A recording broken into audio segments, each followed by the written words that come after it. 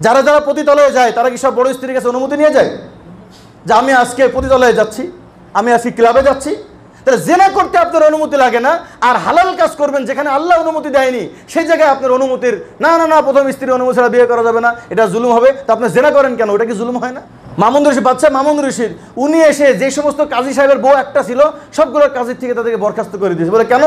যারা দুই স্ত্রীর মধ্যে আদালত করতে ভয় পায় তারা আবার উম্মতের মাঝে আদালত করবে কীভাবে? কিন্তু শর্ত হলো একাধিক বিবাহের জন্য কি করতে হবে ভাই? আদালত করতে হবে। আদালতের অর্থ কি সংক্ষেপে বলে যায়, আদালত মানে ভাই ইনসাফ করা। আদালত মানে কি করা? সমান সমান নয়। আদালত মানে কি করা? ইনসাফ করা। ভাই ইনসাফ শুধুমাত্র যার মেলাগুলো স্ত্রী আছে তাকেই শুধুমাত্র সবাই ইনসাফের বয়ান করে, অবশ্য যার মেলাগুলো সন্তান আছে, যার মেয়েদের সন্তান আছে তার উপরে কী করা জরুরি? ইনসাফ করা জরুরি। নবী কাসম বলছেন ইদিলু বাইনা আবনাইকুম, তোমরা তোমাদের সন্তানের মাঝে কি করো? ইনসাফ করো। আচ্ছা বলেন তো, সন্তানের মাঝে ইনসাফ কি আমাদের শেখানো লাগে? সন্তানের মাঝে ইনসাফ আমরা নিজেরাই বুঝি। ইনসাফ সবাই বুঝে যে কোনটা ইনসাফ। এক সন্তানকে আপনি 2 বিঘা জমি লিখে দিলেন, আর এক সন্তানকে মাহরুম করে দিলেন, এটা আপনার বিবেকে আপনাকে বলে দিবে কি আমি কি করলাম? জুলুম করে ফেলেছি। তো ইনসাফ করা, ইনসাফ মানে হলো আদাউ হুকুকিহিন্না, তাদের যার যে হক আছে হককে আদায় করা। তাদের যেই হক আছে, একজন স্ত্রী অসুস্থ, আরেকজন স্ত্রী সুস্থ, এই স্ত্রীর পিছনে আপনার মাসে 3,500 টাকা অসুস্থতার কারণে খরচ হয়। এখন যদি আপনি বলেন যেহেতু আমার বড় স্ত্রীর পিছনে কোনো খরচ হয় না, এই জন্য ইনসাফ হলো আমি দ্বিতীয় স্ত্রীর চিকিৎসা করে 3,500 টাকা খরচ করব না, এটা তো সমান সমান হলো। কিন্তু ইনসাফ হলো এটা নাকি প্রথম স্ত্রীর উপর জুলুম হলো? প্রথম ধরেন প্রথম স্ত্রী অনেকদিন সংসার করতেছেন, 5 সন্তানের জননী, 5টা সন্তান আছে, আর আপনি পরে যে বিবাহ করলেন এই বিবাহর এখনো সন্তানই হয়নি এই স্ত্রীর, তাহলে এর পিছনে আপনার মাসে খরচ হবে কয় কেজি চাউল? ধরেন প্রত্যেকদিন যদি 1 কেজি ধরা হয় তো মাসে কত কেজি খরচ হবে? 30 কেজি। আর যেই সন্তানের যেই স্ত্রীর ঘরে 6টা সন্তান আছে তার মাসে কত খরচ হবে? তার কমপক্ষে 3,390 কেজি কমপক্ষে হবে কিনা? তাহলে যদি আপনি এখন কি করবেন, যদি আপনি 90 কেজি ওকে দেন, এই জন্য ছোটোটাকে দিতে হবে, এটা শরীয়ত আপনাকে বলে না। আর ছোটোটাকে 30 কেজি দিচ্ছেন, এর মানে বড়রা তোরা 30 কেজির মধ্যেই 5 মায়ে এখানে সেরে নে, এটাও জুলুম হবে। আদালতের অর্থ হলো ফতোয়া স্বামীর মধ্যে বলা হয়েছে আদামুল জুর, জুলুম না করা। ছোট বাচ্চা যে স্কুলে পড়ে তার পিছনে খরচ হয় 4,000 টাকা, যে কলেজে পড়ে তার পিছনে খরচ হয় 10,000 টাকা, আর যে নবজাতক যে সবেমাত্র জন্মগ্রহণ করেছে তার পিছনে লাগে হলো 1 কেজি দুধের দাম। তাহলে এক বাচ্চার প্রতি 1 কেজি দুধ, আর এক বাচ্চা 4,000, আর এক বাচ্চা 10,000। কেউ কি এটাকে জুলুম বলে? এটা জুলুম নয়।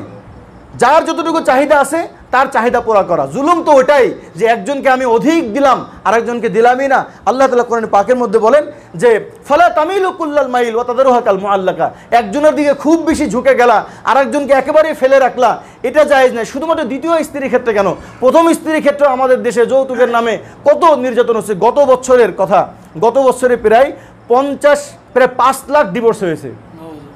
গত বছরে বাংলাদেশে ডিভোর্স হয়েছে কত? 5 লক্ষ ডিভোর্স হয়েছে। কেন 5 লক্ষ ডিভোর্স হলো? সবাইকে দ্বিতীয় বইয়ের জুলুমের কারণ। সব অধিকাংশগুলো 5 লক্ষের মধ্যে আমার আইডিয়া যে 4,99,000 হলো প্রথম বউকে ছেড়ে দিয়েছে ডিভোর্স হয়ে। কারণ মূল কারণ হলো নারী নির্যাতন। তাহলে একটা বিয়েতেও তো মানুষ নির্যাতন করে, তো তাদেরকেও আমরা বুঝাবো যে তুমি একটা স্ত্রী হক আদায় করবা, এক স্ত্রীর সাথেও ভালো আচরণ করবা। যদি কেউ দ্বিতীয় বিবাহ করে তার ব্যাপারে আরেকটা শর্ত যুক্ত হবে, হকও আদায় করবা আদালতও করবা। কারণ একটার মধ্যে আদালত দরকার হয় না, একটা যা দিব তাই। যখন 2টা হবে এখন আদালতের প্রশ্ন চলে আসছে। যেমন একটা সন্তানের ক্ষেত্রে আপনার জমি যা আছে সব, এখানে সমান বন্টনের কোনো প্রশ্নই আসে না।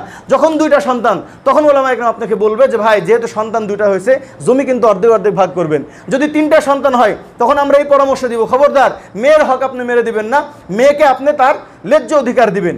ঠিক যদি কোনো পুরুষের একটা স্ত্রী থাকে তাকে আমরা এই কথা বলবো যে ভাই আপনি হক আদায় করেন। আর যদি তার অধিক স্ত্রী থাকে তখন আমরা আরেকটা শর্ত আরোপ করবো যে ভাই আপনি কি আদালত করেন। কিন্তু এই আদালতটা আমাদের দেশে এমনই এক হরিণের চোখ আর এমনই এক বিষয় হয়ে গেছে যেন বাংলাদেশে আর কেউ আদালত করার মতন কি সামর্থ্যই রাখে না। আরে ভাই যে আদালত করার সামর্থ্য রাখে না সে খতিব হয়েছেন কি করে? মামুন রশিদ বাচ্চা মামুন রশিদ উনি এসে যে সমস্ত কাজী সাহেবের বউ একটা ছিল সবগুলো কাজের থেকে তাদেরকে বরখাস্ত করে দিয়েছে। বলে কেন? যারা 2 স্ত্রীর মধ্যে আদালত করতে ভয় পায় তারা আবার উম্মতের মাঝে আদালত করবে কিভাবে? যারা উম্মতের মধ্যে আদালত করতে আমি ভয় পাই, ভাই আমাদের আদালত করা সম্ভব না, অথচ আমি বিশাল বড় শায়েখ হয়ে আছি, আমি মানুষকে আদালত শিখাচ্ছি। আপনি ইনসাফ করেন। ইন্নাল্লাহা ইয়ামুরুকুম বিল আদল, ইন্নাল্লাহা ইয়ামুরুকুম বিল আদল। কি পরিমাণ বয়ান হচ্ছে। এই আদলের 1 নম্বর হলো স্ত্রীদের মধ্যে আদল করা। আপনি বলেন ভাই আমি ভয় পাচ্ছি যে আমি আদল করতে পারবো কিনা, হতে পারে আমি জুলুম করতে পারে। তা আপনি পুরা জিন্দেগি ইন্নাল্লাহা ইয়ামুরুকুম বিল আদলের কি বয়ান করতেছেন? নিজের উপরে এখনো পর্যন্ত আপনি আশ্বস্ত হতে পারেননি যে আমি মনে হয় জুলুম করে ফেলবো, তো আপনি কেন এখন মানুষকে মুরিদ করেন? আপনি নিজের উপরে যদি আপনার এতটুকু আশ্বস্ততা না হয় যে আমি 2 বর্ম আদালত করতে পারবো না, তাহলে আপনি কিভাবে খলিফা হওয়ার চিন্তা করেন যে আপনি পুরো উম্মতের উপরে আদালত করবেন? যে 2 জন মানুষের মধ্যে আদালত করতে ভয় পায়, সে 16 কোটি মুসলমানের আদালত করার জিম্মাদারি নেওয়ার চিন্তা ভাবনা করে, এটা কেমন কথা? কিন্তু সাহাবা একরাম দেখাই দিয়ে গিয়েছেন, তারা যেভাবে রাষ্ট্র চালিয়েছেন, আবু বকর রাদিয়াল্লাহু তাআলা রাষ্ট্র পরিচালনা করেছেন, আবার 4 স্ত্রীকে লালন পালন করেছেন, সব মিলে 8 জন স্ত্রী, তারা দেখিয়ে দিয়েছেন যে হ্যাঁ, অধিক স্ত্রীর মাঝে আমরা আদালত করি। নবী করিম সাল্লাল্লাহু আলাইহি ওয়াসাল্লাম এত জিম্মাদারির পরেও, এত গর্ভবতী হালতে 9 জন স্ত্রীকে রেখে এটা দেখিয়ে গিয়েছে যে এত জিম্মাদারির পরেও আমি স্ত্রীদের মাঝে কি করি? আদালত করি, ইনসাফ করি।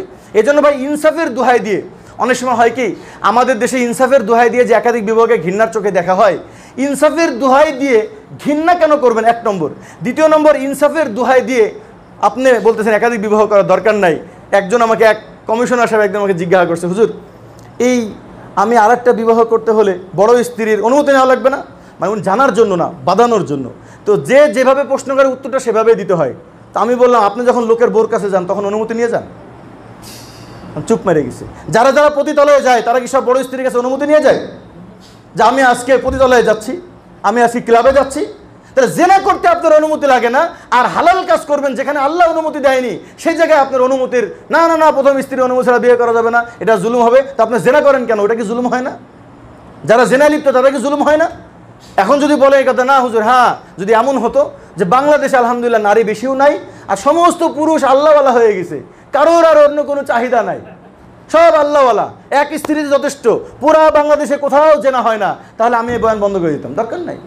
জেনা করতেছে 80% মানুষ, তাদেরকে জেনা থেকে বাঁচানোর জন্য বলি, ভাই আপনার চাহিদা আছে কত? 1টা 2টা লাগবে আরও করেন, 3টা লাগবে আরও করেন, 4টা লাগবে আরও করেন, তাও আপনি জেনা করেন না। আর 4টা যখন স্ত্রী আপনার কাছে হবে তখন দেখবেন জজবা এমনি করে যায়।